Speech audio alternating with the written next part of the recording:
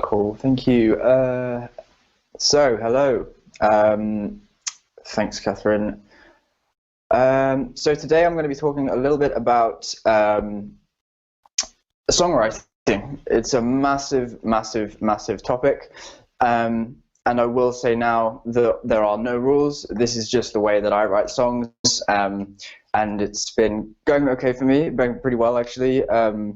So yes, and before I carry on, if people who are watching, if you wouldn't mind dropping your in the comments section your interests, like musical interests, genres, the kind of music that you play, or sort of maybe even your standard as well, so that I don't end up talking about something that might not interest you. Or well, I'm going to try and make it all linked, whatever style, but yeah, so that I don't end up, I don't know, going too fast or anything. So that would be good. And it'd be nice to get to know the peeps who are watching, of course.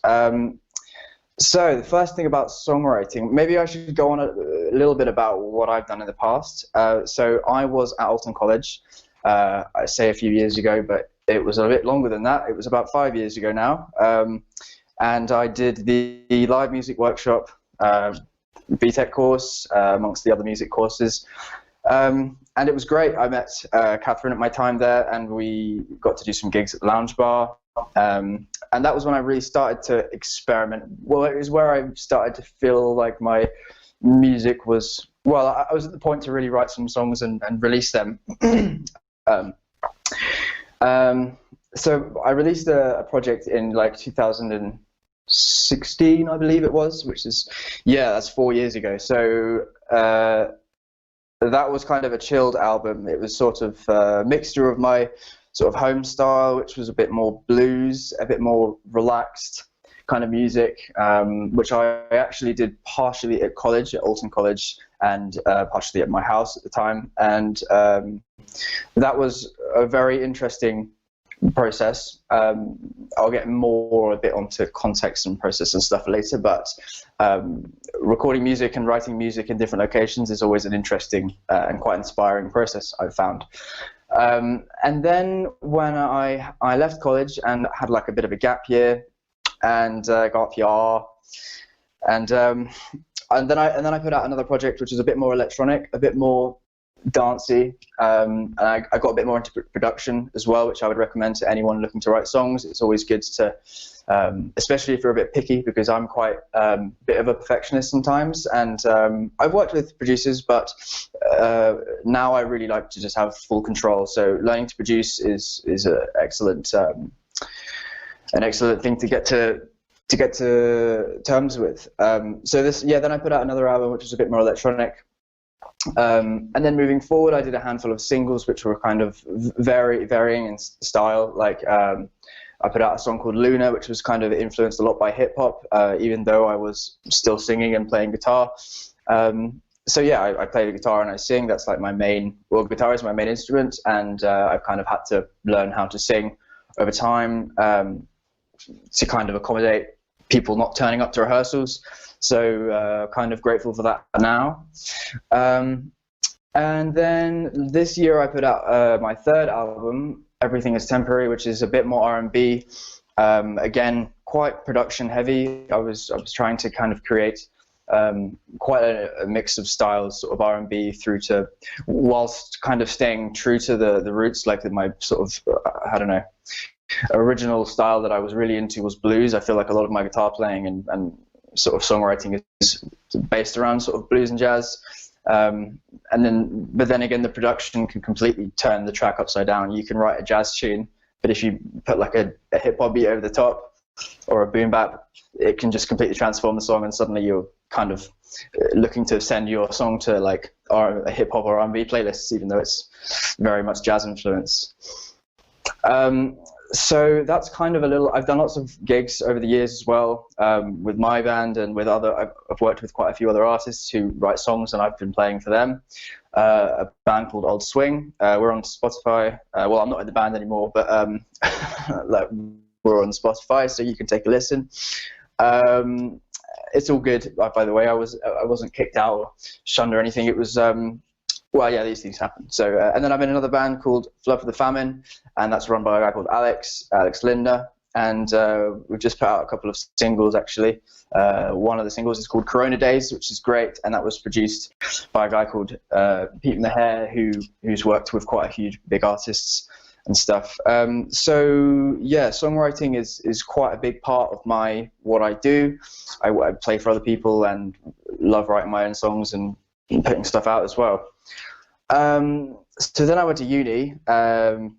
Well, uni was during the album actually, but I studied popular music, so we covered a lot of experimental stuff. I was at Goldsmiths, and yeah, we were really pushed to kind of put ourselves into new contexts, which I think had an interesting sort of effect on my songwriting, because now I don't often try things that I'm so comfortable with. It's always good to be sort of trying stuff that puts you in a bit of a different context. So that's, let me just have a look at the comments real quick. Okay. So, right, songwriting. It's such a massive subject. It's really hard to know where to start. But songwriting, basically, you're gonna need, the methods of writing songs always change. They're different for everybody. It's a completely subjective experience. How I write a song might not be how you write a song, but I can share a little bit about the process of how I write songs, and it's sort of always flowed nicely. I don't often choose to work on songs properly unless I really feel a spark, and I don't really know how to describe what it is that makes me feel that spark, but you will always know when something's worth chasing because it makes you feel a certain way. So yeah, if I was to write a song, or the way I've been doing it, I have a couple of different ways that I've been doing and writing songs for the last sort of three or 4 years. Usually the songs that I like to work on start off with me and the guitar. Just that's where it starts.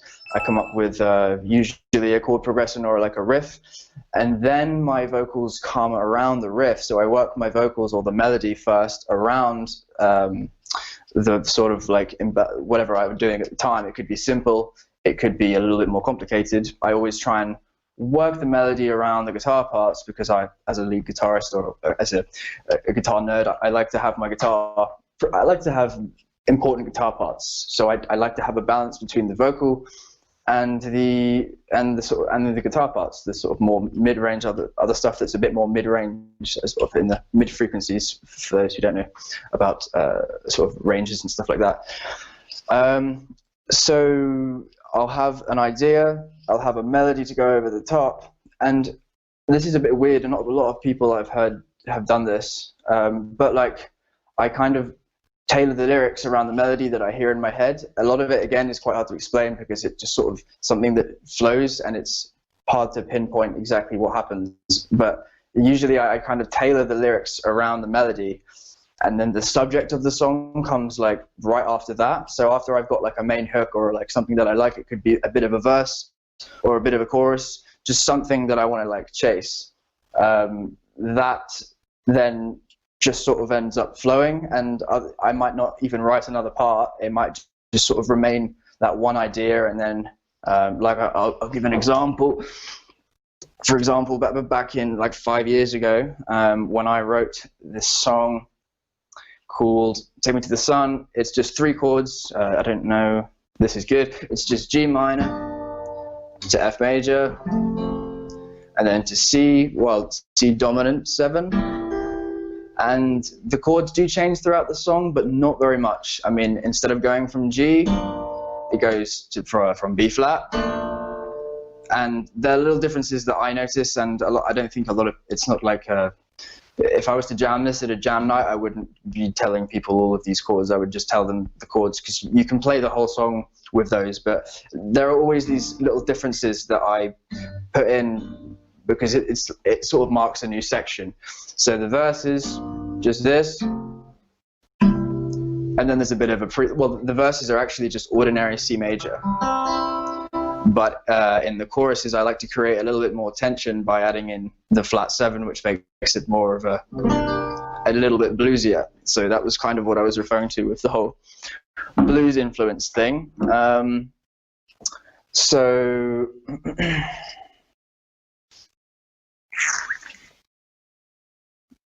I've lost my notes. Bear with me. Sorry, I'm switching between Chrome and Safari. I don't know why. So you want to write a song. Let's say, yeah, it would be good to sort of know what level people are at, so I know what to talk about. But I'm going to start pretty basic and slowly work a little bit more complicated. So say you've never written a song before, or maybe you've put some ideas together, but you're not entirely sure where to take them, or you don't know. You're a bit overwhelmed or something. I think that one of the most important things to do is to have a pretty basic understanding of harmony. I think it's pretty important these days. Maybe it wasn't back in the day. I know that arguably it's not essential because, you've got people like Kurt Cobain and stuff who if you compare them to a musician of these days, there's going to be a bit of a difference in knowledge, which is not always a bad thing. I mean, look at where he ended up. So I think having a basic understanding of harmony is a good start. So I've got my blackboard behind me. I hope this all looks all right on the other end. So I'm going to be a professor. You can call me Professor Baker, whatever you want. So let's just, whenever we're talking about harmony or music, the easiest key to talk about is C major, because C major has no sharps or flats. It's a pretty smooth key. So how's that? Catherine, is that all right? Can you see that? Yeah. All good? Maybe I'll do it a little bigger. So we're just going to write out all the notes in the key of C major. So this is just super simple. C, D, E. Oh God, I hate the feeling of this chalk. Oh, C, D, E, F, G, A, and then B. We can put C at the end. It doesn't really matter. Or Monoto. Is this mirrored? It's not. Okay, that's good. So then what we're going to do is, so we have the key of C. It has 7 notes, or 8 notes, including the octave, which means there are going to be 7 diatonic chords in the key, which means if you want to stay within your key, there are 7 chords. So if we go C, we're just going to label them, just make it a little easier. 1, 2, 3, 4, 5, 6, 7. Okay. So the first thing we want to do, if you don't know anything about music theory, is we want to find the first chord. If we're in the key of C, the first chord is going to be C major. So one way to understand what's inside the chord is by doing this. Move along a note, skip a note, and then do the same again. So we have this 1, 3, 5 formula. So not only do we now know that the first chord is in the key of C is C major, C, E, and G, but we know that to form a major chord, you literally just need, you need a 1, 3, and a 5. So we can just make a side note here, 1, 3, 5. So you've got the 1, major third, and 5. So then we do the same thing with we need to sort of shift the numbers, but I'm not going to do that. We just need to do the same with all the other chords, and what you end up with is a pattern. So we have C major is the first chord. The second chord comes out as D minor. So we're going to do the same again. D, skip 1, F, skip 1, A. So D, F, A is your next chord. So that's going to be, so we've got C major, D minor. Oh, that's a B, 1 second. D minor. Same again, E, skip 1, G, skip 1, B, E, G, and B. That's going to give us an E minor. I'm not going to do all of them because you can work it out. But as I said, there is like a pattern. I'm just going to have a sip of my wine. I said to Catherine that I'm an hour ahead of the UK, so it's acceptable for me to have a glass of wine. So as I said, there's a pattern that emerges, and I'm going to squeeze it in here, maybe up here, over here. And the pattern is M, well, big M, small m, major, minor, minor. I've got to be careful, I'm going to run out of space. Major, minor, minor, major, major, minor, and then right at the end, the last one's a bit of a bitch, minor, flat 5. It sounds a little scary, but it's not so bad. It's no different to a C major in the sense that it's just 3 notes that are put together. All it means is that for this last chord, we've got a flat 5. So instead of a 1, 3, 5, it's a 1, flat 3, flat 5. So minor means flat 3, and then flat 5 is obviously what it is. So we have this pattern. So if I just go through these chords, like play the most basic form of the chord. So first thing we have is C. So that's very nice. You know, that's kind of all you need for a song. Cheers, everybody. So then we have D minor coming after, and then E minor, and if I just follow, I'll just play them through.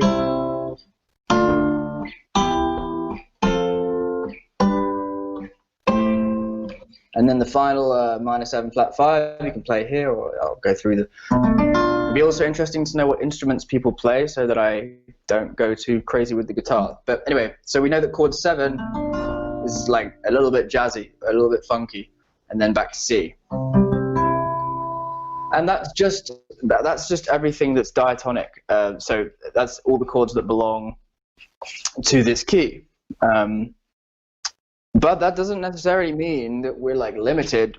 Certainly don't want to be limiting ourselves to only these chords. But let's limit ourselves just for the next couple minutes for this next example. So if we're gonna, let's just think of a song like, I can think of any song like Waves by Mr. Probs. It was like a gym hit, I don't know. If I just transpose that into C major, if it's not already in C major, I think like it's in F minor, so let's go. So that's just using very simply diatonic chords, and by diatonic, in case I didn't say it earlier, I think I did, it just means that it belongs to the key. So we've got A minor, if I was just going to play that song. So that A minor in the key of C would be number 6, because if we're going C, D, E, F, G, A, B, C, 6 is A, so we're here. This is A minor. G, so in the key of C, G is chord 5, and then E minor. So from in the key of C major, E minor is our 3rd. We've done that here. So we've got, and then at the end we have F. So that's chord 4. So all you need, it's just a kind of root 5th. It's actually what we did here. So we've got just root 5th and then 3rd. Or maybe you can't even. Yes, you can see. So we're going like 1, 5, 3 rather than 1, 3, 5. If we could do both. Sorry. What is it? It's, you know, whatever you choose. But so that's just super simple. There's probably loads more pop songs that are using those chords as well. But for me, like, it's cool and it's nice, and there are plenty of ways you can spice that up. But for me, it's just a little too bland. I love pop music. I think it's incredibly important to have a really broad like taste in music, and I think it's also important not to just completely shun anything that comes out in the last couple of years, because as we know, there's an amazing amount of music that comes out and that's popular. You know, so for me, it's a little bit too like bland. It's a bit too basic. I feel like it's something I would hear on the radio. So I don't know. If I wanted to spice it up, maybe I would suggest not using chords that are diatonic. So I don't know. Another thing that we can do, I could do with a cloth actually to clear this off. But what we can do is we can borrow chords from other keys. You know, so if we have C major, and then this is our sequence. If I was going to be playing guitar over the top of this and writing a song, I'm assuming they probably sort of like, I don't know. If I was playing guitar over this, I would probably make this a little bit more, I don't know, find a bit more tension. So the second chord, instead of a G major, or whatever it is, it's supposed to be a dominant. Maybe I could play a dominant chord instead. And then it's kind of leading into back to chord 1. So I'm thinking maybe it could just be something and that is just a C major at the end, but it's just a little different. Instead of doing a 1-3-5 job, we're doing a 1-3-5-7. So we're doing the same thing as we did. This is another. I'm going to move on now because I've been talking about this for too long. But and I also don't know where I'm going with this waves example. But the point is, you can find other ways. You could have to stick to the key. So I'll quickly explain the whole 7 thing for people that don't know. If you'll find that you're sort of stuck just playing like the same chords, you can find other ways of just making chords a bit more interesting and, in my opinion, a little bit more fun to play as well. So instead of just having 1-3-5, I mean, a lot of people know how to play a major 7 chord, but they don't necessarily know what it is they're doing. So instead of just having 1-3-5, we've added in a 7. So 1-3-5-7. And by doing this stack thing, you basically layer a load of sounds and you create these interesting extensions. So instead of playing a C major 7, instead of playing a C major, you can play a C major 7. So even though it's still a major chord, a lot of people think that minor chords are sad sounding and major chords are happy sounding. But in my opinion, this sounds sadder than this. That sounds a little spicy, a little bit inviting, should I say? I don't know. So yeah, and then you can keep doing it as well. So just to get a bit more complicated, I did say I was going to speed up my the level a little bit. So you can obviously build these chords in this way where you can just completely. It's basically all the chords are is just sort of patterns. So we can add a 9. So instead, and the 9 in the key of C would be a D.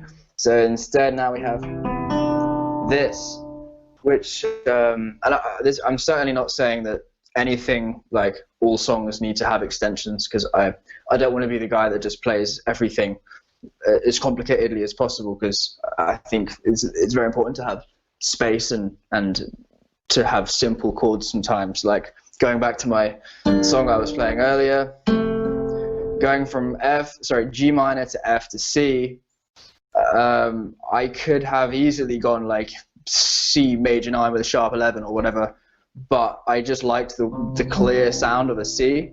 Just going, having that E in there is important. So I could have easily played like something super funky, but I don't know. It's interesting. It's good to have simple chords sometimes. So I'm certainly not suggesting you go out there and just like play every pop song with as many jazz chords as possible. So instead of just playing an ordinary chord sequence, I mean, obviously this will take a bit of practice too. It's not just like playing pop chords. It will require you to learn other shapes and stuff. And this isn't just for the guitar either. This is also for piano and I don't know, all instruments really. So I'm going to move on to a different example now. I'm going to talk a little bit about, well, just going through progressions and linking a melody to a progression and how you might start forming ideas that ideas on the guitar and ideas on the vocals that like interchange and interlink. So I'm just gonna find a progression. Actually, you know what? I'm going to grab a cloth, sip your coffee or your beer, or in my case, my wine. I'm going to grab a cloth. I'll be 2 seconds. I'm going to wipe this off and get cracking.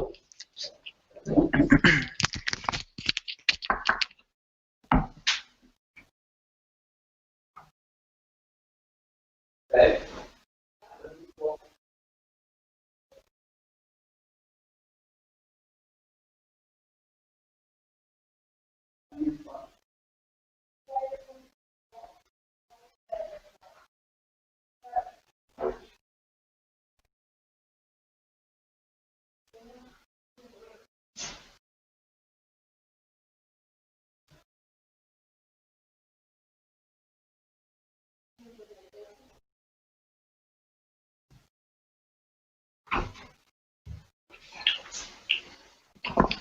All right, very sorry about that.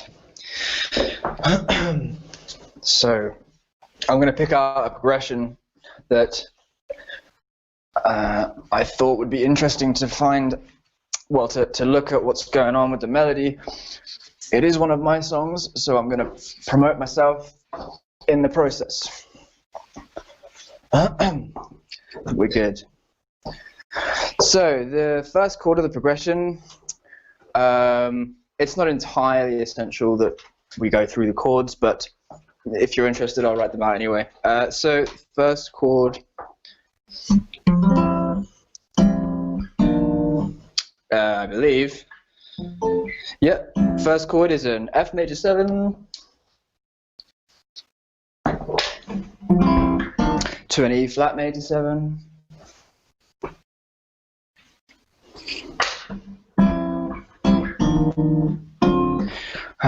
Okay, it's a little bit jazzy, I won't lie. Is that seeable? Visible?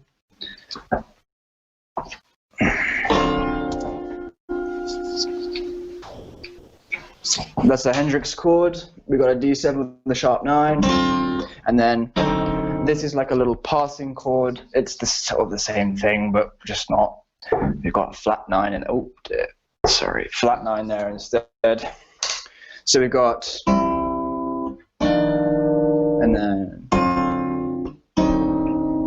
and then I wanted to kind of step a bit outside my comfort zone and find a way of not going, because that sounds nice, but it's a little too friendly. I wanted something a little bit weird. The song is actually, it's called Kaleidoscope, and it was supposed to be a little sort of trippy. So I wanted to kind of, and then lift instead. Just, I don't know, none of this is diatonic. Going back to the whole diatonic thing earlier, it's good to work out and write out chords in this way, but it's also good to just completely experiment with all kinds of stuff. So I could probably work out where I got the A minor from, but it's just, honestly, I just thought it sounded good, so that's sometimes the way. And then it repeats, and then the second time, and then it changes. But we'll just look at these chords for now. So say someone's just sent you this progression, and then you need to find like a top line. You're being hired as a songwriter, and you need to find a top line for this progression. And it's a little bit it's a bit weird, so it's a bit hard to think of how you think of it. Like, now this is another topic actually. It all depends on how you visualize things. So if you're a person that visualizes the sort of melodies and harmonies in relation to scales, that's cool.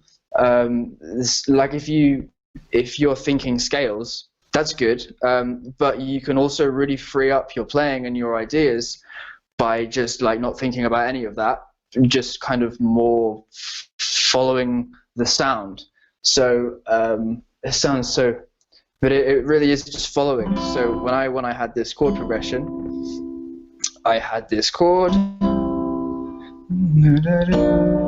So we had. So I wanted to establish like a kind of key or somewhere that felt relatively comfortable.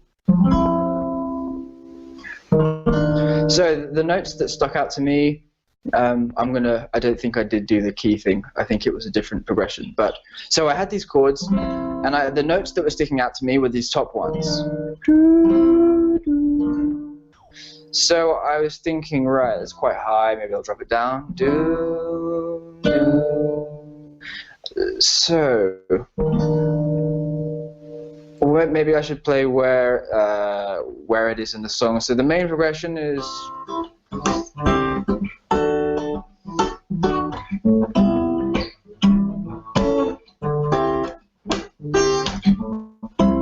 And then it comes in. That just kind of stuck out to me. I beg your pardon, it's actually this note that stuck out to me. So I wanted to go whilst these two chords are transitioning. So and then I could hear the I could hear that I could go up more. So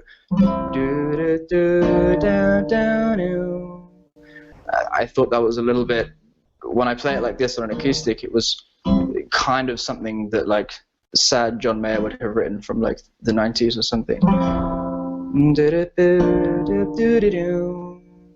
And then I had these chords,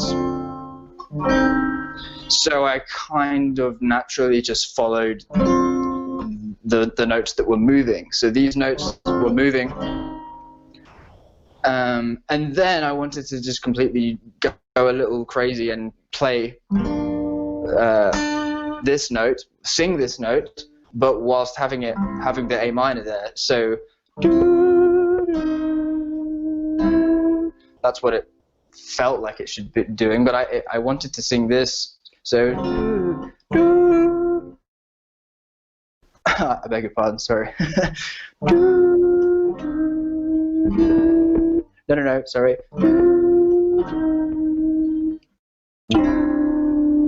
Sorry, that was the one. So yeah, it created an interesting layer of sounds. But basically the idea behind it was just follow the notes of the chords, follow the sound. And if there's a lot going on in the music, maybe leave some space. It doesn't necessarily need to, always be about the lyrics. Sometimes songs, I've just written a song, which is out tonight, actually. It's called Talk to Me. The verses are like 2 words. It's just kind of more about the space. It's a lot about lockdown and, well, the virus and stuff. And I thought it was important to leave that element of space to reflect that kind of sort of empty, not emptiness or loneliness, because it's not so dark, but just leave the space that it needed. And then the choruses are a little bit more together and a little bit more upbeat and busy vocally, a bit more catchy. So yeah, I'm just going to take a look at the questions. Cool, all good. And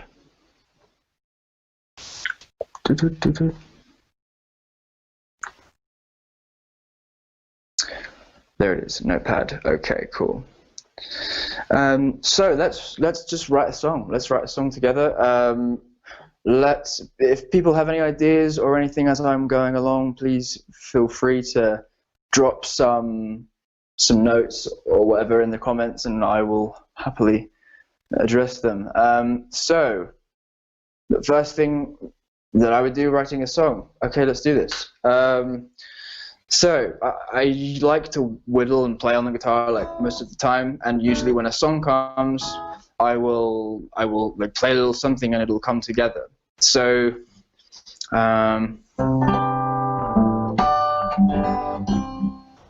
obviously I'm on an acoustic, so the style is going to be a little limited right now. It's going to be a little basic, but as I said, like the production and what you do to it and how you treat it afterwards can completely turn around the sound. And if perhaps maybe you're more of a rock or a blues player or something, maybe this might not be for you, but I'm sure there's still something that you might be able to pick up on the process, whether it's to do with structure or whatever.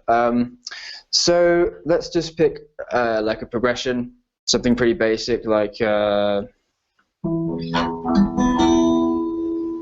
I don't know. Let's have like so I usually have like a theme that just keeps repeating. So I came up with something pretty basic the other day. Well, I'm not going to do anything with it, but it's just a riff that I came up with. I've been listening to a lot of AC/DC recently, so it was just a bit of a piss take riff. So it's like.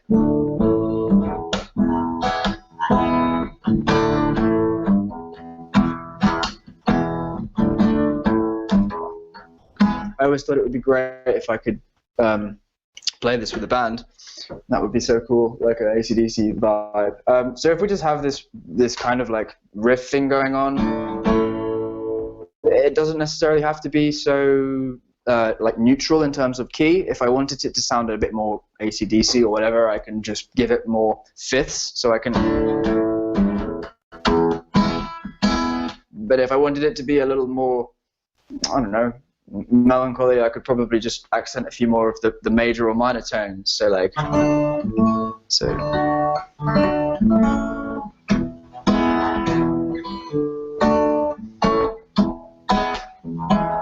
I don't know, whatever kind of thing you're after. This. So we have the main riff. That's all good. As it's kind of a rock riff, I'll go with like a rock style of a tune, and I'll probably speed up a bit as well because there's a couple other things I wanted to talk about. So we have the main riff. We'll just call this X.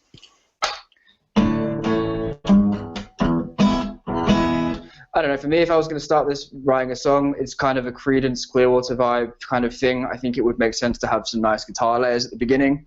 So I would just have maybe like a little, like a high cut as well on the production software. If you just take out some high frequencies, it can sound a little bit more subdued, and it can add quite a nice effect when everything does come in eventually, the drums and the bass and the whatnot. So we're going to call that X. So this is also going to be like a structure line as well as like chord progression. So we have X. Let's just say we have X twice before the band come in. So we have something like, I don't know, maybe like almost like a build up to. We could have something like.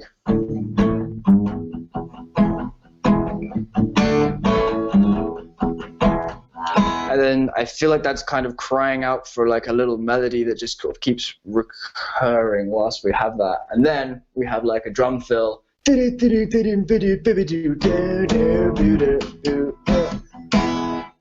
think that probably would be the way I would go about it. So guitar line over the top. It's always interesting to have.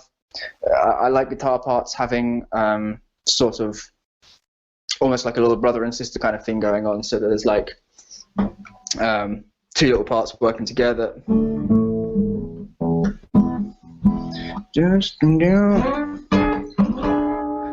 So the second part that you write for your main hook or whatever can really completely change the whole thing, because if I sort of go for this kind of vibe, it's going to sound a bit more like a blues tune. But if I play more of a this, maybe it would sound a little more major. I would probably try and find something that mirrors the harmony or the tonality of the main riff. So it's literally so basic. So we have like a kind of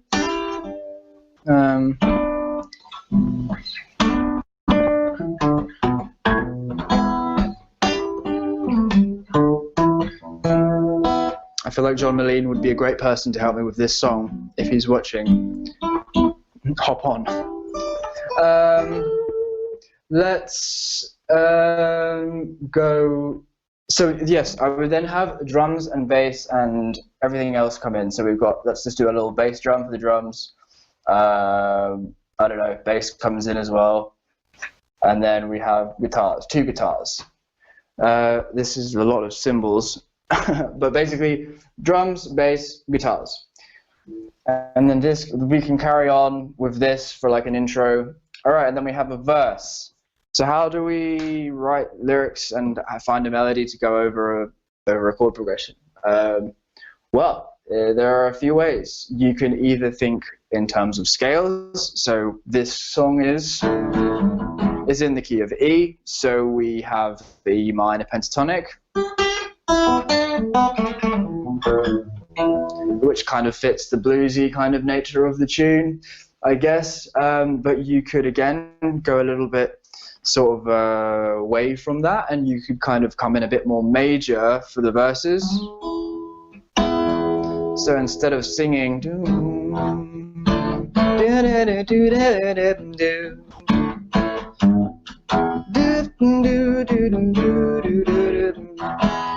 yeah, it kind of sounds like it needs a bit of both. So it's going to be interesting. You want a little bit of minor, but a bit of major as well. And then the more major it sounds and the more projective, I find often the more like Old Town or like almost a sort of soul Motown kind of sound it has. It's just bluesy, and I think it works. So yeah, melody. Yeah, as I said, we can either think space or we can maybe follow the chords. So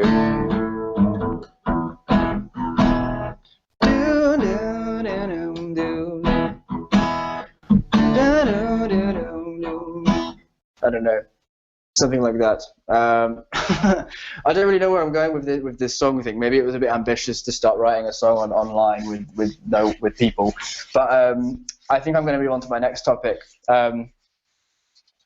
Okay, so limits. I'm going to talk a little bit about limits and how you should set some, but also understand that there aren't any really, but it's good to set yourself some limits, like from time to time.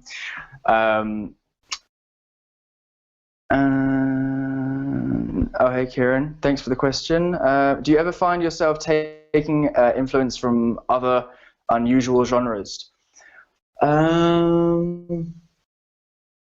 Yeah, for sure. I love like unusual music, but maybe I wouldn't, in very subtle ways. So I might hear like some crazy guitar, like backwards guitar solo, and then put like I've got a little bit of that in my new song, which I think has made an amazing difference to the whole output, like, of the song, the outcome. Sorry. But I think it's good just to always be experimenting, and the best way to experiment now, I think these days, is have Logic, have like a production software. It doesn't have to be Logic; it can be Pro Tools or whatever you use. Just anything to get you sort of getting your sound from your head into a real life thing. So yeah, I would say, like play around with like the audio, try and like reverse it, see how it sounds, whack like a bit crusher on something, put it low in the mix, see how that works. Like there's just completely endless like possibilities and things that you can do. I'm just going to move on to I was about to say something in there. Forgotten. Yes, limits, of course. So whilst there really are none, it's also good to set yourself a couple of like tasks. They don't have to be for a song that you're planning to release. It just means you can sort of target different areas of your practice. So like, I don't know, maybe next week you say, this week I'm gonna do like an hour a day of vocal training, but I don't know, I'm not gonna sing in this style. I'm gonna try and nail this kind of, I don't know, this range or in this tone. I think another thing that's really important for songwriting is to, I don't know people, but showcase your ability to maneuver like through styles and tones. Like Prince is a good example, or Kendrick Lamar. Sorry, they have different voices for themselves. They're still doing their thing, and it's still them, but they have 4 or 5 different sounds. It's amazing. I saw a video quite recently of someone had put together all of the different vocal sounds of Kendrick throughout his album. The sounds that he goes for, he's got like a sort of low, quite scary, but also quite ambient. I don't know how to describe it. It's double layered. It's like left and right, and it's just very. When you hear it, it's very, very like in your head. I don't know how to describe it, but it's the reference track is Backbeat Freestyle. If you want to check that one out, there's a rap about 3/4 of the way through, and that's a good example. The same with Prince. He's just got different voices. He's got like a sort of slow, sexy kind of voice, and then he'll have his kind of more pop, a bit more jumpy kind of tone. And it doesn't necessarily have to be so versatile, but you want to be able to make people, I don't know, see a different side of you, like between the verses and the choruses and stuff. Like in the verses, perhaps you want to be a little bit more intimate, then maybe in the chorus you're a little bit more angry or something, and you want to get a point across. You're not quite so careful, if that makes sense. So yeah, so setting limits is always cool. And I'm just going to see what else I have going on. Importance of new contexts. I mean, yeah, learn new things all the time. Put yourself in different contexts.